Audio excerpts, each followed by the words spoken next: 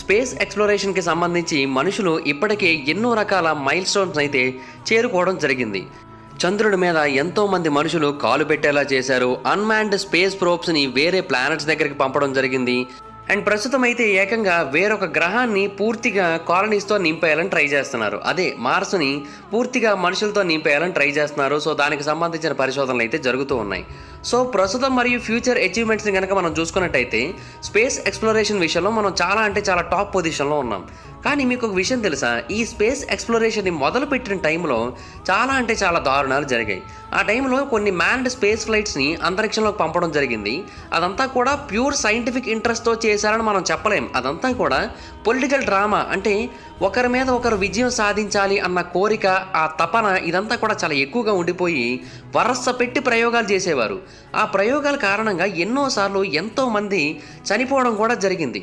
కాకపోతే వాళ్ళు ఏంటంటే వాళ్ళ దేశం గర్వపడుతుంది కదా, ఒకవేళ ఆ ప్రాజెక్ట్ కనుక సక్సెస్ అయినట్టయితే అన్న ఉద్దేశంలో వాళ్ళ ప్రాణాలు పణంగా పెట్టి మరీ అంతరిక్షంలోకి వెళుతూ ఉంటారు. కానీ వాళ్ళు వాళ్ళ ప్రాణాలని అక్కడే గాల్లో కలిపేయాల్సి వస్తూ ఉంటుంది. ఇలాంటి ఎన్నో ప్రాజెక్ట్స్ జరిగాయి ఇంతకుముందు. యునైటెడ్ స్టేట్స్‌లో కావచ్చు, సోవియట్ యూనియన్‌లో కావచ్చు, కోల్డ్ వార్ జరుగుతున్న టైంలో ఇలాంటి ప్రాజెక్ట్స్ చాలా జరిగాయి. వాటి కారణంగా ఎంతోమంది చనిపోవడం జరిగింది. సో ఈరోజు ఈ వీడియోలో అటువంటి కొన్ని ప్రాజెక్ట్స్ గురించి, మనకి స్పేస్ ఎక్స్‌ప్లోరేషన్ గురించి పూర్తిగా తెలియని మరొక కోణం గురించి డీటెయిల్‌గా తెలుసుకునే ప్రయత్నం చేద్దాం. సో ఇంకెందుకు late, let's get into the video. 1960ల యొక్క చివరిలో కోల్డ్ వార్ అనేది చాలా పీక్ స్టేజ్కి అయితే చేరుకుంది. ఎందుకంటే అప్పుడు రష్యన్ రెవల్యూషన్ యొక్క 50th యానివర్సరీ అనేది వచ్చింది. సో ఆ టైంలో సోవియట్ హెడ్ ఆఫ్ స్టేట్ అయిన లియోనిడ్ బ్రెజ్నెవ్ ఏమనుకున్నాడంటే వాళ్ళ యొక్క టెక్నాలజికల్ సుపీరియారిటీని ప్రపంచం మొత్తానికి కూడా డెమోన్స్ట్రేట్ చేయాల్సిన సిచ్యువేషన్ వచ్చింది. కమ్యూనిజం యొక్క గొప్పతనం గురించి ప్రపంచం మొత్తానికి కూడా తెలియజేయాల్సిన సిచ్యువేషన్ వచ్చిందని అయితే ఆయన అభిప్రాయపడ్డాడు. సో అందుకనే ఆయన తమ దేశం యొక్క 50వ యానివర్సరీ సెలబ్రేషన్ టైంలోనే అంతరిక్షంలోకి ఒక ప్రాజెక్ట్ వెళ్లేలాగా ఒక గ్యాలక్టిక్ ఈవెంట్ని అయితే ప్లాన్ చేయాలనుకున్నాడు. సో దీనికోసం 2 సోవియట్ స్పేస్ క్యాప్సూల్స్ని అంతరిక్షంలోకి పంపాలి అనుకున్నాడు. అండ్ ఒక కాస్మోనాట్ ఒక క్యాప్సూల్ నుంచి ఇంకో క్యాప్సూల్లోకి స్పేస్లోనే ప్రయాణించాల్సి ఉంటుంది. ఇది ఆ ప్రాజెక్ట్ యొక్క ముఖ్యమైన ఉద్దేశం. అండ్ అప్పటి వరకు ఏ దేశము కూడా అటువంటి ప్రాజెక్ట్ని చేపట్టాలన్న ఆలోచన కూడా వాళ్ళకి ఎవరికి రాలేదు. అయితే ఈ ప్రాజెక్ట్ కోసం కాస్మోనాట్ అయిన వ్లాదిమిర్ కొమరోవ్ని చూస్ చేసుకోవడం జరిగింది. ఆయన్నే దీంట్లో ట్రంప్ కార్డుగా వాడడం జరిగింది. అంటే ఏమైనా అయితే మళ్ళీ ఇంక తిరిగి రాడు ఆయన, బట్ అయినప్పటికీ కూడా ఆయన చూస్ చేసుకోవడం జరిగింది. అయితే ఈ ప్రాజెక్ట్ స్టార్ట్ అవుతున్న టైంలో చాలా రకాల ప్రాబ్లమ్స్ అనేవి ఎదురయ్యాయి. దానికి మెయిన్ రీజన్ టెక్నీషియన్స్. వాళ్ళకి దీని గురించి అప్పటికి కూడా సరిగ్గా క్లారిటీ అనేది లేకపోవడం వల్ల కొన్ని ప్రాబ్లమ్స్ అయితే క్రియేట్ చేయడం జరిగింది. సో దాని కారణంగా ఆ స్పేస్ క్రాఫ్ట్ అంతరిక్షంలోకి ఆ 50వ యానివర్సరీ రోజు ఎగిరేటట్టు ఎట్టి పరిస్థితుల్లోని కూడా కనిపించలేదు. ఆ టైంలో యూరీ గగారిన్ ఈ సిచ్యువేషన్లోకి ఎంటర్ అయ్యాడు. ఆయన స్పేస్లోకి వెళ్ళిన మొట్టమొదటి మనిషి. అండ్ ఒకవేళ కెమెరా కనుక వెళ్ళకపోయినట్టయితే అతనికి బదులుగా యూరీ గగారిన్ స్పేస్లోకి వెళ్లాల్సి ఉంటుంది ఈ ప్రాజెక్ట్లో భాగంగా. అండ్ అతనికి కూడా ఈ విషయం గురించి క్లారిటీ ఉంది. బట్ దాంట్లో ఉన్న ప్రాబ్లమ్స్ గురించి కూడా అతనికి పూర్తి అవగాహన ఉంది. ఎందుకంటే అతను చాలా ఎక్స్పీరియన్స్డ్ కాస్మోనాట్. అండ్ ఈ కొత్త స్పేస్ షిప్, అంటే ఆ ప్రాజెక్ట్ కోసం ఉపయోగిస్తున్న స్పేస్ షిప్ అంతకుముందు పర్ఫెక్ట్గా ఉన్న కొన్ని స్పేస్ షిప్లతో కంపేర్ చేసినట్టయితే 200 రెట్లు వర్స్ట్ కండిషన్లో ఉంది. అంటే ఇది ఆల్మోస్ట్ ఒక హాఫ్ బేక్డ్ వెహికల్. దీంట్లో అంతరిక్షంలోకి వెళ్ళడం అంటే చాలా ప్రమాదం అని ఆయన అభిప్రాయపడ్డాడు. బట్ అధ్యక్షుడు మాత్రం అసలు ఎవరి మాట వినేటట్టు లేడు. ఏం జరిగినప్పటికీ కూడా ఆ టైంకి అది అంతరిక్షంలోకి వెళ్ళాలని డిసైడ్ అయ్యాడు. అండ్ అక్కడ పనిచేస్తున్న స్టాఫ్ ఎవరు కూడా గవర్నమెంట్కి వ్యతిరేకంగా మాట్లాడలేకపోయారు. ఎందుకంటే వాళ్ళ ఉద్యోగాలు, వాళ్ళ ప్రాణాలు రెండూ ప్రమాదంలో పడతాయి కాబట్టి. కానీ యూరీ గగారిన్ మాత్రం తన యొక్క కరేజ్ను ఉపయోగించి బ్రెజ్నెవ్కి ఒక లెటర్ని రాయడం జరిగింది. దీన్ని మీరు పోస్ట్పోన్ చేయండి, ఆ స్పేస్ క్రాఫ్ట్ పూర్తిగా పర్ఫెక్ట్ కండిషన్లో ఉంది అనుకున్నప్పుడు మాత్రమే ఈ మిషన్ని అంతరిక్షంలోకి పంపండి అని కోరాడు. కానీ గవర్నమెంట్ వాళ్ళు మాత్రం ఇతని యొక్క మాటని అసలు ఏమాత్రం పట్టించుకోలేదు. అండ్ కెమెరాకి కూడా తెలుసు తను పైకి వెళితే మళ్ళీ తిరిగి రాకపోవడానికి అవకాశాలు ఎక్కువగా ఉన్నాయని. కానీ ఆయన అసలు ఏం ఎదురు మాట్లాడలేదు. దానికి కారణం ఏంటంటే ఒకవేళ ఏ కారణం చేతైనా సరే అతను ఈ ప్రాజెక్ట్ నుంచి వైదొలిగినట్టయితే తన తర్వాత అక్కడికి వెళ్ళే కాస్మోనాట్ యూరీ గగారిన్ అండ్ తన యొక్క బెస్ట్ ఫ్రెండే అని. సో అందుకని అతను అందులో పైకి ఎగరడానికే సిద్ధమైపోయాడు. ఈ మిషన్ని ఏప్రిల్ 23, 1967న అంతరిక్షంలోకి పంపడం జరిగింది. అండ్ ఇది స్టార్టింగ్ నుంచే కంప్లీట్గా ఫెయిల్ అవుతూ వచ్చింది. అంతరిక్షంలోకి వెళ్ళిన మొదటి కొన్ని గంటల్లోనే దీని యొక్క టెక్నాలజీలో చాలా రకాల మాల్ ఫంక్షన్స్ అయితే కనిపించాయి. అండ్ దీని యొక్క సెకండ్ క్యాప్సూల్ కెమెరాను తీసుకొని స్పేస్లోకి బయలుదేరింది. ఇది కూడా ప్రాపర్ కండిషన్స్లో పైకి ఎగరలేదు. అండ్ గాల్లోకి ఎగిరిన కొద్దిసేపటికే దీంట్లో చాలా రకాల ప్రాబ్లమ్స్ అయితే కనిపించాయి. సో దాని కారణంగా ఆ క్యాప్సూల్ కంప్లీట్గా బర్న్ అయిపోవడం జరిగింది. దాంట్లో ఉన్న కెమెరా కూడా చనిపోవడం జరిగింది. అయితే ఆ తర్వాత కొన్ని ఆడియో క్లిప్స్ బయటికి రిలీజ్ అయ్యాయి. ఈ ఆడియో క్లిప్స్ కాస్మోనాట్కి మరియు ప్లానటరీ కమాండ్ సెంటర్కి మధ్య జరిగిన డిస్కషన్. అండ్ ఆ టైంలో అతను చాలా దారుణంగా బూతులు కూడా తిట్టేయడం జరిగింది, తనని అంతరిక్షంలోకి పంపి తన ప్రాణాలు తీస్తున్నందుకు. అండ్ దీని అంతటినీ కూడా యుఎస్ సీక్రెట్ సర్వీస్ వాళ్ళు బయటకు రిలీజ్ చేయడం జరిగింది. అంటే వాళ్ళు ఇవన్నీ కూడా రికార్డ్ చేస్తూ వచ్చారు, తెలుసుకుంటూ వచ్చారు. అంతరిక్షంలోకి వెళ్ళడానికి ముందు కూడా నేను చనిపోతానని నాకు తెలుసని ఆయన తన యొక్క అఫీషియల్స్ అందరితో కూడా చెప్పి బయలుదేరాడు. అలాగే తన భార్యకి చాలా బాధపడుతూ గుడ్ బై చెప్పడం జరిగింది. అండ్ తన కూతురికి కూడా గుడ్ బై చెప్పేయడం జరిగింది. అండ్ అనుకున్నట్టుగానే కెటాస్ట్రోఫీ అనేది జరిగింది.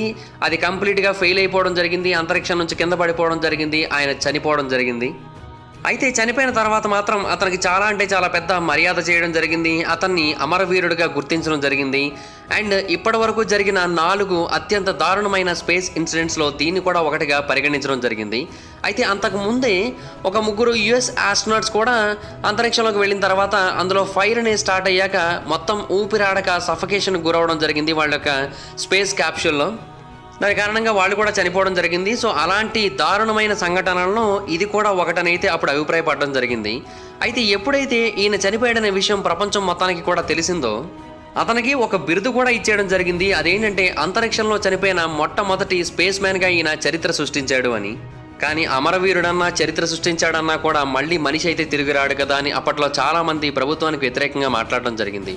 అయితే మనకి అఫీషియల్గా ఏమని చెబుతూ ఉంటారంటే ఇలాంటి ప్రమాదకరమైన సంఘటనలు కొన్ని మాత్రమే జరుగుతూ ఉంటాయి, చాలా రేర్గా జరుగుతూ ఉంటాయని చెబుతూ ఉంటారు. కానీ రూమర్స్ ఏంటంటే ఈ అఫీషియల్ కౌంట్కి రియల్గా జరిగే సిచ్యువేషన్కి అసలు ఏమాత్రం సంబంధం ఉండదు. మనకి వాళ్ళు చెప్పే లెక్క వేరు, అంతరిక్షంలో జరిగే స్పేస్ యాక్సిడెంట్స్ యొక్క సంఖ్య వేరునైతే చాలామంది అభిప్రాయపడుతూ ఉంటారు. యూరీ గాగారిన్ స్పేస్లోకి వెళ్ళిన మొట్టమొదటి మనిషిగా సెలబ్రేట్ చేసుకోవడానికి ముందు ఎంతోమంది తమ ప్రాణాలని కోల్పోవడం జరిగిందని కూడా చెబుతూ ఉంటారు. బట్ అఫ్ కోర్స్ ఈ రిపోర్ట్స్ని ఎవరు కూడా అఫీషియల్గా కన్ఫర్మ్ చేయలేదు. ఎందుకు అంటే అఫీషియల్గా కన్ఫర్మ్ చేసినట్టయితే ఆ దేశాల యొక్క పేరు ప్రఖ్యాతులకి ఖచ్చితంగా భంగం వాటిల్లే అవకాశం అయితే ఉంది. సో అందుకని వాళ్ళైతే ఇటువంటి వాటిని చెప్పడానికి అసలు ఏమాత్రం ఇష్టపడరు. అయితే కొంతమంది చెప్పేది ఏంటంటే నిజానికి ఇదంతా కూడా యుఎస్ఎస్ఆర్ మొట్టమొదటిసారిగా 1957లో మ్యాన్ మేడ్ శాటిలైట్ని అంతరిక్షంలోకి పంపడం జరిగింది కదా, అప్పటి నుంచే మొదలైందని చెబుతూ ఉంటారు. అప్పటి నుంచే సోవియట్ వాళ్ళు ఒక మ్యాన్డ్ సోవియట్ స్పేస్ ప్రోగ్రామ్ని లాంచ్ చేయడానికి ట్రై చేస్తుందని కొన్ని వెస్టర్న్ మీడియా అవుట్లెట్స్ వాళ్ళు అప్పట్లోనే తెలియజేయడం జరిగింది. అండ్ అప్పటి నుంచి వాళ్ళు ఎంతో మందిని అంతరిక్షంలోకి పంపడం జరిగింది, కానీ వాళ్ళందరూ కూడా చనిపోవడం జరిగిందని చెప్పారు. అండ్ 1959లో ఆస్ట్రియన్ హెర్మన్ ఓబెత్ అనే ఒక వ్యక్తి హెడ్లైన్స్లోకి వచ్చాడు. ఎందుకు అంటే ఆయన ఒక మాట చెప్పాడు, ఒక సోవియట్ స్పేస్ మ్యాన్ అంతరిక్షంలో ఒక మ్యాన్డ్ స్పేస్ ఫ్లైట్ కారణంగా చనిపోవడం జరిగింది అని. అయితే ఇతను కూడా తక్కువ వ్యక్తి ఏమీ కాదు, ఇతను ఒక రాకెట్ పియనీర్. సో దాని కారణంగా ఇతనికి చాలా ఇన్ఫర్మేషన్స్ తెలుస్తూ ఉంటాయి. అలాగే ఇది కూడా తెలిసింది. అండ్ ఇతను దాన్ని బయటికి రివీల్ చేసేయడం జరిగింది. అయితే ఆ ఇన్ఫర్మేషన్ ఎక్కడి నుంచి వచ్చింది అనే విషయాన్ని మాత్రం అతను ఎవరికి కూడా తెలియజేయలేదు. బట్ అతను చెప్పిన ఆ మాట కారణంగా ఎంతోమంది కాస్మోనాట్స్ ఇలాగే అంతరిక్షంలోకి వెళ్ళి చనిపోయి ఉండొచ్చు అన్న అభిప్రాయం ప్రజల్లోకి చాలా బలంగా వచ్చేసింది. అండ్ ఆ తర్వాత సోవియట్ యూనియన్ వాళ్ళే ఒక ఆర్టికల్ని 1959 అక్టోబర్లో పబ్లిష్ చేయడం జరిగింది. దీన్ని ఒక రష్యన్ న్యూస్ పేపర్ పబ్లిష్ చేసింది. అందులో ఏమని రాసి ఉందంటే చాలామంది సోవియట్ ఆస్ట్రోనాట్స్ని ఇప్పటికే స్పేస్లోకి పంపడం జరిగింది. వీళ్ళలో చాలామంది ఆల్మోస్ట్ ఎవరు కూడా భూమి మీదకి రిటర్న్ అవ్వలేదని అయితే అక్కడ చాలా క్లియర్గా మెన్షన్ చేయడం జరిగింది. కాకపోతే దాన్ని ప్రూవ్ చేయడానికి ఎవరి దగ్గర కూడా సరైన ఆధారాలు అయితే లేవని కూడా తెలియజేయడం జరిగింది. బట్ ఇంతమంది ఇంత క్లియర్గా చెబుతున్నారు కాబట్టి డెఫినెట్గా మనకు ఒకటైతే అర్థమవుతుంది, సోవియట్ యూనియన్ స్పేస్ ట్రావెలర్స్ని స్పేస్లోకి కంటిన్యూస్గా పంపడం జరిగింది. అండ్ ఆ ఫెయిల్యూర్స్ని ఎవ్వరికీ కూడా కనబడకుండా కంప్లీట్గా తుడిచిపెట్టేయడం జరిగింది. అండ్ దాంట్లో భాగంగా 2 ఫెయిల్డ్ రాకెట్ లాంచెస్ని కూడా 1960లో మనం నోటీస్ చేయడం జరిగింది. అండ్ మరొకటి ఏంటంటే వాళ్ళు 1960లోనే మార్స్ మరియు వీనస్ యొక్క చుట్టుపక్కల ప్రాంతాలకి అన్మాన్డ్ స్పేస్ క్రాఫ్ట్స్ని పంపడానికి ట్రై చేశారని కూడా తెలిసింది. సో ఇలాగ ఎన్నో రకాల దారుణమైన పనులైతే రష్యా చేయడం జరిగింది. బట్ వాటన్నిటి యొక్క ఫలితమే ఇప్పుడు మనం చూస్తున్న ఈ స్పేస్ ఎక్స్ప్లోరేషన్. అంటే అప్పట్లో అంతమంది చనిపోయి వాళ్ళ ప్రాణాలు పోవడం వలనే మెల్లిమెల్లిగా టెక్నాలజీని అప్గ్రేడ్ చేసుకుంటూ వచ్చి ఇప్పుడు ఈ పర్ఫెక్ట్ కండిషన్కి అయితే తీసుకొచ్చారు. కానీ వీళ్ళదే దారుణమైన సిచ్యువేషన్ అంటే ఇలాగ అంతరిక్షంలోకి వెళ్ళి చనిపోవడమే దారుణమైన సిచ్యువేషన్ అంటే ఒక ఆస్ట్రోనాట్ స్పేస్లో 311 రోజుల పాటు కంటిన్యూస్గా ఉండాల్సి వచ్చినట్టయితే ఒక దేశం యొక్క కోరిక కారణంగా, అంటే ఒక దేశం యొక్క బలహీనత కారణంగా, అంటే ఒక దేశం యొక్క అసమర్థత కారణంగా ఒక వ్యక్తి అంతరిక్షంలో 311 రోజుల పాటు ఇరుక్కుపోవాల్సి వచ్చినట్టయితే బట్ అలాంటి ఒక నిజమైన సంఘటన జరిగింది. అతని పేరు సెర్గే క్రిక్లేవ్. ఇతను 1991 సమ్మర్లో సోవియట్ యూనియన్ తరపున అంతరిక్షంలోకి అయితే వెళ్ళడం జరిగింది. కానీ అప్పుడు అతనికి తెలియదు అతని జీవితంలోనే అసలు మర్చిపోలేని మెమరీ ఆ జర్నీ అవుతుందని, అండ్ తన హోమ్ల్యాండ్ అయిన భూమిని మళ్ళీ 311 రోజుల తర్వాత మాత్రమే చూస్తానని అతనికైతే తెలియదు. అతను భూమి కంటే 220 మైళ్ళ ఎత్తులో పనిచేస్తూ ఉన్నాడు. అండ్ ఆ టైంలో అతను వర్క్ చేస్తోంది మియర్ స్పేస్ స్టేషన్లో.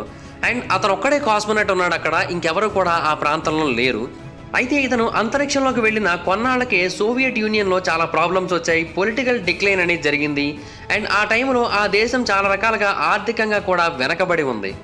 అండ్ ఆ టైంలో ఇతన్ని మళ్ళీ తిరిగి భూమి మీదకి తీసుకొని రావడానికి, ఒక కాస్మోనాట్ని అంతరిక్షంలోకి పంపడానికి కావాల్సిన టైం వాళ్ళ దగ్గర లేదు, అలాగే వాళ్ళ దగ్గర సరైన అమౌంట్ కూడా లేదు. అండ్ క్రికలేవ్కి అసలు ఏమాత్రం ఇన్ఫర్మేషన్ కూడా ఇవ్వలేదు ఎప్పుడు తిరిగి వస్తాడని. కాకపోతే అతని యొక్క స్టేని మాత్రం కంటిన్యూస్గా ఎక్స్టెండ్ చేస్తూ వచ్చారు. ఇలాగ ఒకసారి కాదు, 2 సార్లు కాదు, చాలాసార్లు ఎక్స్టెండ్ చేయడం జరిగింది. అండ్ అదే టైంలో సోవియట్ యూనియన్ కూడా పడిపోవడం జరిగింది. క్రికలేవ్ కంటిన్యూస్గా అడుగుతూ ఉన్నాడు నన్ను ఎప్పుడు మళ్ళీ తిరిగి భూమి మీదకి పంపిస్తారని. కానీ వాళ్ళు మాత్రం అసలు ఏమాత్రం ప్రాపర్ ఆన్సర్ ఇవ్వట్లేదు, నువ్వు అక్కడే ఉండాల్సి వస్తుందని చెబుతూ వస్తున్నారు, అంతే తప్ప ఇంకేమీ చెప్పట్లేదు. ఇంకా ఒకనొక టైంలో అతను ఏమని ఫీల్ అయ్యాడంటే తను తిరిగి మళ్ళీ భూమి మీద కాలు పెట్టే అవకాశం లేకపోవచ్చు, ఇంకా అందులోనే తను చనిపోవచ్చని అయితే అభిప్రాయపడ్డాడు. ఎందుకంటే అంతరిక్షంలో 311 రోజులు ఉండడం అంటే అతని యొక్క శరీరం మీద, అతని యొక్క మానసిక స్థితి మీద ఎంత నెగిటివ్ ఇంపాక్ట్ పడుతుందో మనం అర్థం చేసుకోవచ్చు. అయితే అతను అందులోంచి బయటకు వచ్చేసే అవకాశాలు ఉన్నాయి. అంటే ఆ మియర్ స్పేస్ స్టేషన్లో ఒక ఎమర్జెన్సీ స్పేస్ క్యాప్సూల్ ఉంది. సో ఒకవేళ అతను కావాలనుకుంటే దాని లోపల నుంచి వచ్చేయచ్చు. కానీ అప్పుడు కూడా అతనికి ఇంకొకరి సహాయం అయితే కావాల్సి ఉంటుంది. ఎందుకంటే ఆ ప్రాంతంలో అతను ఒక్కడే ఉన్నాడు. సో మిర్రర్ సెన్సిటివ్ సిస్టమ్స్ని కంట్రోల్ చేసేవాళ్ళు ఇంకెవరు కూడా లేకపోవడం వల్ల అతనికి ఆ ఆప్షన్ కూడా లేకపోయింది. సో అలాగా నెలలు గడుస్తూ వచ్చాయి, అతను అక్కడే గడపడం మొదలుపెట్టాడు. అండ్ ఎన్నాళ్ళ పాటు అక్కడ ఉన్నాడో కూడా అతనికైతే తెలియదు, కానీ అక్కడే ఉండిపోవాల్సి వచ్చింది. బట్ ఫైనల్గా అతని యొక్క మిషన్ 311 రోజుల పాటు కొనసాగిన తర్వాత అతని యొక్క ఆరోగ్య పరిస్థితి బాగా క్షీణించిపోయింది. అతని యొక్క మజిల్ పవర్ చాలా వరకు తగ్గిపోయింది. అలాగే స్పేస్లోని హై రేడియేషన్ లెవెల్స్ కూడా అతని మీద చాలా ఎక్కువగా ఎఫెక్ట్స్ చూపిస్తున్నాయన్న ఉద్దేశంతో అతనికి క్యాన్సర్ వచ్చే అవకాశం ఉంది అన్న ఆలోచనతో ఫైనల్గా అతన్ని భూమి మీదకి తీసుకొని రావడం జరిగింది. యాక్చువల్గా అతను అక్కడ గడపాల్సింది కేవలం 5 నెలలు మాత్రమే. బట్ ఫైనల్గా అతన్ని 311 రోజుల పాటు అక్కడ ఉంచేసి తిరిగి భూమి మీదకి తీసుకొని రావడం జరిగింది. అతను అంతరిక్షంలోకి వెళ్ళి మళ్ళీ తిరిగి భూమి మీదకి వచ్చే టైంలో సోవియట్ యూనియన్ దారుణంగా పడిపోయి హైపర్ ఇన్ఫ్లేషన్ విపరీతంగా పెరిగిపోయి వాళ్ళ రాకెట్స్లోని ఖాళీ స్థలాన్ని వేరే వెస్టర్న్ కంట్రీస్ వాళ్ళకి అమ్ముకోవడం కూడా జరిగింది. ఇంత దారుణమైన మార్పు సంభవించింది అతను పైకెళ్ళి కిందకు వచ్చేలోపు. సో అలా ఫైనల్గా అతను మార్చి 25న తిరిగి భూమి మీదకి వచ్చాడు. అండ్ భూమి మీదకి వచ్చిన తర్వాత ఇమీడియట్గా అతని కండిషన్ అనేది చాలా వరస్ట్గా మారిపోయింది. ఎందుకంటే అన్నాళ్ల పాటు స్పేస్లో ఉండి తిరిగి మళ్ళీ భూమి మీదకి రావడం వల్ల అతనికి ఇక్కడ ఏంటో ఏం అర్థం కాలేదు, కళ్ళు తిరుగుతున్న ఫీలింగ్ వచ్చింది అతనికి. 4 మనుషులు కలిపి అతన్ని నడిపిస్తే తప్ప నడవలేని పరిస్థితికి వచ్చేసాడు. ఫైనల్గా అతనికి ఒక వార్మింగ్ కోట్ లాంటి దాన్ని ఒకదాన్ని ఇచ్చి ఆ తర్వాత దాంట్లో అతన్ని ఆ 4 కూడా మోసుకొని వెళ్ళిపోవడం జరిగింది. ఆ తర్వాత హాస్పిటల్ తీసుకొని వెళ్ళి అతనికి ట్రీట్మెంట్ ఇచ్చారు. ఆ తర్వాత మాత్రమే అతను క్యూర్ అయ్యాడు. అండ్ ఆ తర్వాత అతనికి బదులుగా క్లాస్ డైట్రిచ్ని అయితే అక్కడికి పంపడం జరిగింది మియర్ స్పేస్ స్టేషన్కి. కాకపోతే అతన్నైతే మాత్రం ఇన్నాళ్ల పాటు ఉంచలేదు. అయితే ఇంత భారీ సంఘటన జరిగినప్పటికీ కూడా క్రికెలేవ్కి స్పేస్ ఫ్లైట్ మీద ఉన్న ప్రేమ అనేది అసలు ఏమాత్రం తగ్గలేదు అండ్ ఏమాత్రం తగ్గించుకోలేదు కూడా. కేవలం 2 ఏళ్ళు మాత్రమే అతను రెస్ట్ తీసుకున్నాడు. అండ్ ఆ తర్వాత మళ్ళీ అతను తన యొక్క స్పేస్ ప్రయాణాన్ని మొదలుపెట్టాడు. మళ్ళీ భూమిని వదిలేసి క్రికెలో అంతరిక్షంలోకి వెళ్ళాడు. సో అలాగా మొట్టమొదటిసారిగా ఆయన నాసా షటిల్లో ప్రయాణించిన రష్యన్గా కూడా అప్పుడు చరిత్ర సృష్టించడం జరిగింది. సో ఇలాగా ఎన్నో రికార్డులు ఉన్నాయన్నమాట అతని పేరు మీద. అండ్ ఇంకొక రికార్డ్ ఏంటంటే ఐఎస్ఎస్లో అడుగుపెట్టిన మొట్టమొదటి మనిషిగా. ప్రస్తుతానికైతే క్రికెలేవ్ deputy director of the central research institute of mechanical ఇంజనీర్గా వర్క్ చేస్తూ ఉన్నాడు రష్యాలో. అండ్ ఇప్పటికీ కూడా తన యొక్క థాట్స్ అన్నింటినీ కూడా రష్యాలోని స్పేస్ ఎక్స్ప్లోరేషన్కి ఉపయోగపడడానికి ప్రయత్నిస్తూ ఉన్నాడు ఆయన. సో స్పేస్ మీద ఆయనకి ఎంత ప్రేమ ఉందో మనకి ఇది చూస్తేనే క్లియర్గా అర్థమవుతోంది. సో దట్స్ ఇట్ గైస్, ఇది ఈ వీడియో కనుక మీకు నచ్చినట్టయితే లైక్ చేయండి, ఈ వీడియోని షేర్ చేయండి, మన ఛానల్ని సబ్స్క్రైబ్ చేసుకోండి, అలాగే పక్కనే ఉన్న బెల్ ఐకాన్ క్లిక్ చేయండి. ఈ వీడియోని షేర్ చేయడం మాత్రం మర్చిపోదు, ఇంకా షేర్ చేస్తేనే వీడియో గురించి మా ఛానల్ గురించి అందరికీ తెలుస్తుంది. ఒకవేళ మీరు డైరెక్ట్గా ఫాలో అవ్వాలనుకుంటే నా ఇన్స్టాగ్రామ్ ఐడి యొక్క లింక్ కింద డిస్క్రిప్షన్లో ఉంటుంది, దాన్ని మీకు క్లిక్ చేసి మీరు నన్ను ఫాలో అవ్వచ్చు. అలాగే మీరు ఏదైనా ఒక టాపిక్ గురించి నన్ను వీడియో చేయమని అడగాలనుకున్నా కూడా నా ఇన్స్టాగ్రామ్ ఐడిలోకి వచ్చి నన్ను ఫాలో అయ్యి నాకు మెసేజ్ చేయండి, నేను దాని గురించి వీడియో చేయడానికి ట్రై చేస్తాను. Thank you guys, by by.